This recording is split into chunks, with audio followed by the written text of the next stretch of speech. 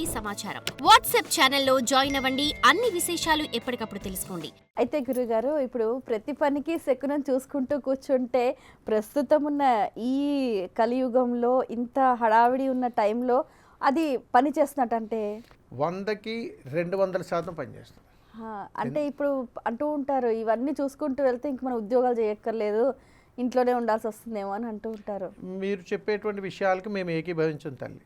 అలా ఆలోచించడం వల్ల సనాతన ధర్మానికి మనం ఏ విధమైనటువంటి సహాయ సహకారాలు అందించలేం. ఉదాహరణకు మీకు తెలియచేస్తాను. ఉద్యోగానికి వెళ్ళటం మానేస్తారా? జీతం కోసం పనిచేయాలి. కుటుంబ పోషణ మానేస్తారా? అలాగే ఆదాయ వ్యయాలను పాడు చేసుకోగలుగుతారా? చేస్తున్న వ్యాపారాన్ని పాడు చేసుకుంటారా? అవి ఎంత ముఖ్యమో మనిషి సన్మార్గంలో బ్రతకటానికి వెళ్ళటానికి మన ధర్మాలు కూడా అంతే ముఖ్యం. దేవాలయాలకు వెళ్ళడం, దర్శనం చేసుకోవడం, భగవంతుని ప్రార్థించుకోవడం. ఉదాహరణకు మన కుంభ జరిగింది, నిన్న శివరాత్రి జరిగింది, మొన్న మౌనమావాస్య జరిగింది. ఎంతమంది దాన్ని పునీతులయ్యారు? ఎంతమంది పుణ్యస్నానాలు ఆచరించారు? ఎందుకు చేస్తున్నారు? మంచి కోసమా, చెడు కోసమా?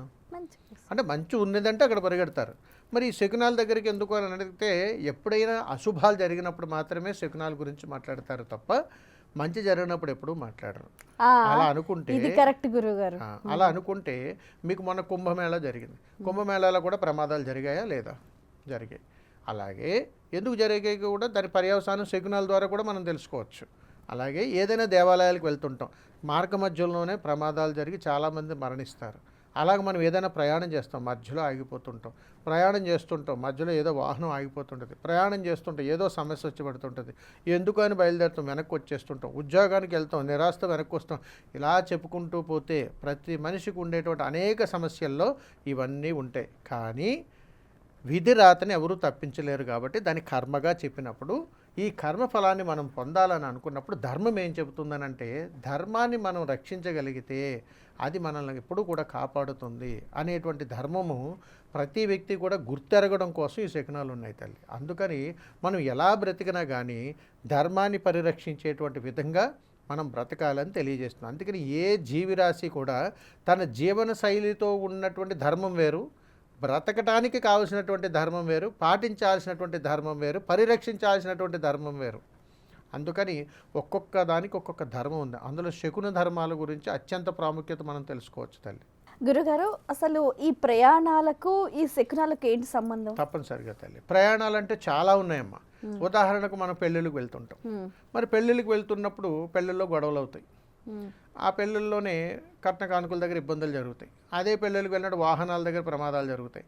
అదే పెళ్ళిళ్ళకి వెళ్తున్నప్పుడు ఇరుగు పొరుగు వారికి మనకి వాగ్వేదాలు జరుగుతుంటాయి. అదే ప్రయాణాల్లో మనం వెళ్తున్నప్పుడు మార్గ మధ్యలో ఏదో ఒక రకమైన సమస్య వస్తుంటుంది. అదే ప్రయాణాలకు వెళ్ళినప్పుడు అలగటము, దెబ్బలు, కొట్లాటలు చేసుకోవడం, ఇలాంటి రకరకాల వైరాగ్యాలు మనం చూస్తుంటాం. అసలు ఈ పెళ్ళిళ్ళకి వెళ్ళినప్పుడు వచ్చేటువంటి శకునాలు ఏమిటి అంటే మనకు అర్థమయ్యే భాషలో మనం మాట్లాడుకుందాం. ఈ పెళ్ళిళ్ళకి వెళ్తున్నప్పుడు శుభకార్యము అని మన మనసులో తెలిసిపోయింది, అంటే ఇది శుభశకునమే. ఈ పెళ్ళిళ్ళకి వెళ్తూ ఉన్నప్పుడు ఎవరైతే బయలుదేరి వెళ్తున్నారో వీరు శుభశకునాన్ని తీసుకెళ్తారు. వీళ్ళు ఎవరికి ఎదురొచ్చినా వాళ్ళకి మంచి జరుగుతుంది. ఆ వచ్చేటువంటి వాళ్ళు, ఉదాహరణకు ఒక అపశకునం ఎదురొస్తుంది. ఏమిటి మన దృష్టిలో అపశకునం అంటే? ఏదన్నా 2-3 చెప్పండి. అపశకునం అంటే స్త్రీ, భర్త లేని స్త్రీ కావచ్చు, లేకపోతే ఒంటి బ్రాహ్మడు కావచ్చు. ఒంటి బ్రాహ్మణుడు కాదు, బేసి సంఖ్య బ్రాహ్మణత్వంలో. ఓహో, తర్వాత ఓకే, బేసి సంఖ్య బ్రాహ్మణులు అంటే ఇలా తీసుకురాకూడని వస్తువులను తీసుకొస్తున్నవారు. ఆ వస్తువుల పేర్లలో కూడా ఉదాహరణ మీకు చెప్పాలంటే పగిలిపోయిన కుండలు, బొగ్గులు, అదే విధంగా పక్షులు, కాకులు, అదే విధంగా కట్టెలు, విరిగిపోయిన కట్టెలు, చెట్టు నరికిన కొమ్మలు, మారణాయుధాలు, ఆయుధాలు, అదేవిధంగా ఎరుపు రంగు వస్త్రము, అది ఒంటి భుజం కుడి భుజం మీద వేసుకుని ఎవరైనా వ్యక్తి ఎదురు రావటం, వీళ్ళందరూ మనకి ఎదురొస్తుంటారు. ఇదేది మనం పట్టించుకోం. కానీ మనం ప్రయాణం చేసి వెళ్తున్నప్పుడు ఒక శుభకార్యం మీద ఆధారపడి ఒక కళ్యాణం కోసం మనం బయలుదేరుతున్నప్పుడు మేళతాళాలతోటి, శబ్దాలతోటి, ఆనందకరమైనటువంటి చిరునవ్వుతోటి, సుగంధ ద్రవ్య పరిమళ పత్రాలతో కూడుకున్నటువంటి విధానాలతోటి, మధురముతోటి, అందమైనటువంటి వస్త్రధారణతోటి, ఆహ్లాదకరమైనటువంటి వాతావరణంలో బయలుదేరడం అనేటువంటిది శుభసూచకం. మరి దీనికి ఎదురొస్తున్నప్పుడు ఇప్పుడు నేను ఏదైతే చెప్పిన వీరందరూ మనకి ఎదురొస్తున్నప్పుడు వాళ్ళందరికీ మంచి జరుగుతుంది మనం వెళ్తుంటే. మరి మనకు వాళ్ళందరూ ఎదురొస్తున్నప్పుడు అన్ని అపశకునాలే జరుగుతుంటాయి. అంటే ఇక్కడ 1 to many మంచి జరుగుతుంది. అంటే మీరు చెప్తున్నటువంటి ఉదాహరణకు పెళ్లి టాపిక్ ఎత్తారు కాబట్టి పెళ్లి సందర్భాల్లో వెళ్తున్నటువంటి వారికి అపశకునాలు ఎదురయ్యే అవకాశాలు ఎక్కువగా ఉంటాయి. ప్రయాణాలు వీళ్ళు వెళ్తున్నప్పుడు వీళ్ళు ఎవరికి ఎదురొచ్చినా కానీ వాళ్ళకి శుభాలే జరుగుతాయి. ఇప్పుడు తీర్థయాత్రలకు బయలుదేరుతున్నారు అనుకోండి, ఇప్పుడు తిథి వార నక్షత్రం ఇవన్నీ చూసుకొని వెళ్ళాలంటారా? తిథి వార నక్షత్ర బలం ఇవంతా ఒక ఎత్తు అయితే ఇవి శకునాల్లోకి రావు. అది పంచాంగం. శకునాలు వేరు. శకునాలు అనేటువంటివి పక్షి శాస్త్రం, ప్రకృతి ధర్మశాస్త్రం, వీటిని బట్టి ఉంటాయి. ఇప్పుడు ఉదాహరణకు తీర్థయాత్రలకు బయలుదేరాలి. తీర్థయాత్రలకు బయలుదేరి వెళ్తున్నప్పుడు ముఖ్యంగా మనం చూసుకునేది దౌర్భాగ్యం ఏమిటంటే మనకి ఎప్పుడు సెలవులు వస్తాయో చూసుకుంటాం. అది వారం, వజ్యం, సమయం, తీది ఏమీ లేదు. మీకు సెలవులు ఎప్పుడు, నాకు సెలవులు ఎప్పుడు, వీక్ ఆఫ్ ఎప్పుడో చూసుకోవడం, ఆ టికెట్లు బుక్ చేసుకోవడం, వెళ్ళిపోవడం. ఈలోపు ఏం జరిగింది, దర్శనం జరిగిందా, మోక్షం జరిగిందా, భగవంతుడు మనకు అనుగ్రహాన్ని ఇచ్చాడా అనేటువంటి విషయాన్ని పక్కన పెడితే ఎందుకు వెళ్ళామో మనకు తెలియదు. వెళ్ళామా అంటే వెళ్ళాం, ఎప్పుడైనా చూసాం. అటుపక్కగా వెళితే దేవాలయం ఉంటే ఎప్పుడు వెళ్ళలేదండి అని చెబుతుంటాం. అంటే ఏదో ఒక ఇబ్బంది కలిగి వెనక్కి వస్తుంటాం. ఇక్కడ ప్రధానమైన కారణం ఏమిటనంటే తీర్థయాత్రలకు బయలుదేరి వెళ్తున్నప్పుడు కావాల్సినటువంటి శకునాలు ఏముండాలి, ఎందుకు అవి అద్భుతంగా జరగాలి అని అంటే ఎప్పుడైనా సరే తీర్థయాత్రలకు మనం బయలుదేరి వెళ్తున్నప్పుడు పూర్వకాలంలో మీరు గుర్తుపెట్టుకోండి, ఇంటి దగ్గర ఏదైనా పదార్థాలు వండుకొని తీసుకుని వెళ్ళేవారు. గుళ్ళకి వెళ్ళినప్పుడు అక్కడ తీసుకున్న ప్రసాదాలు కాస్త తీసుకుని జాగ్రత్త పెట్టి వీళ్ళు తీసుకుని వెళ్ళేటువంటి పదార్థాలే తినేవారు. ఇది చాలా సర్వోత్తమైనటువంటి శుభం. కానీ ఇప్పుడు ఏం చేస్తున్నామంటే టైం ఎక్కడిది లేదు, అంత ఆన్లైన్ ఫుడ్ ఆర్డర్ తెచ్చుకుంటున్నాము. అక్కడ ఏ విధానంలో సిద్ధం చేశారో మనకు తెలియదు, ఆ వచ్చేటువంటి వాడు ఏ కర్మను మోసుకొస్తున్నాడో మనకు తెలియదు. ఆ పదార్థాన్ని తీసుకుని మనం బయలుదేరుతూ ఉంటాం. ఈలోపు సమయం లేట్ అవుతుంది, దర్శనం లేట్ అవుతుంది, మోక్షం పాడవుతుంది, మనలో ఉన్నటువంటి శ్రద్ధ తగ్గిపోతుంది, దాని మీద ఉన్న భక్తి కూడా అన్నీ పోతుంటాయి. ఇదంతా ఒక ఎత్తు అయితే ఇప్పుడు మనం తీర్థయాత్రలుగా మనం బయలుదేరి వెళ్తున్నాం. ఈ తీర్థయాత్ర బయలుదేరుతున్నప్పుడు పూర్వకాలంలో చెప్పి వెళ్ళేవారు, అమ్మ ఇల్లు జాగ్రత్త, మేము ఒక 2-3 రోజుల్లో వచ్చేస్తాం. కాశీ వెళ్తే చెప్పేవారు కాదు, వెళ్తున్నామని చెప్పేవారు, వస్తున్నామని చెప్పేవారు కాదు. అలాగా చాలా సుదూరమైనటువంటి ప్రాంతాలు వీళ్ళు ప్రయాణాలు చేసేటప్పుడు, పుణ్యక్షేత్రాలు సందర్శించేటప్పుడు వీళ్ళు సిగ్నల్ చూసుకునేవారు.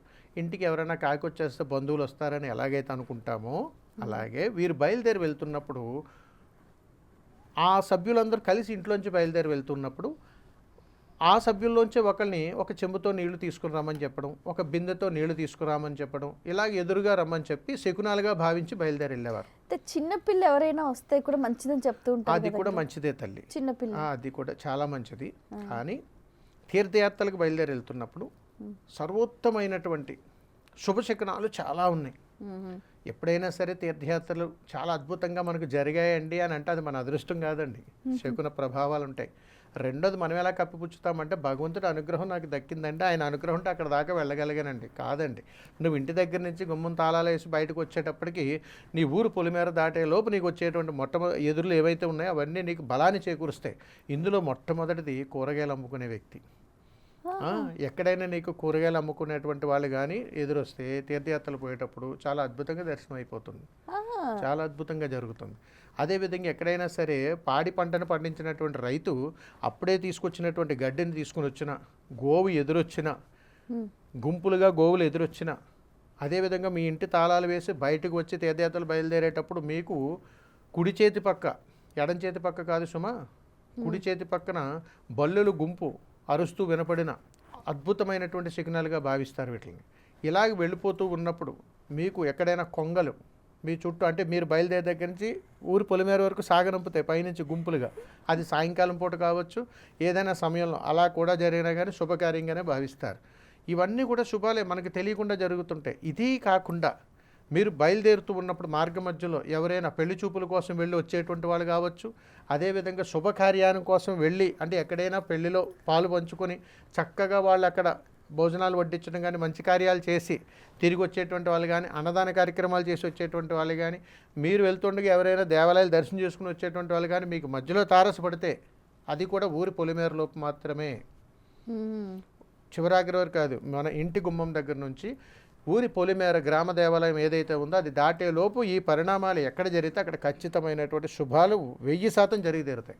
ముఖ్యంగా ఇప్పుడు నేను చెప్పేది మీ తీర్థయాత్రలు ఏదైతే అన్నారో వాటికి సంబంధించినటువంటి ఎదురులు ఇవన్నీ, వీటిని శకునాల్లో మంచి శకునాలుగా భావించాలి. For more videos like this, subscribe Big TV channel.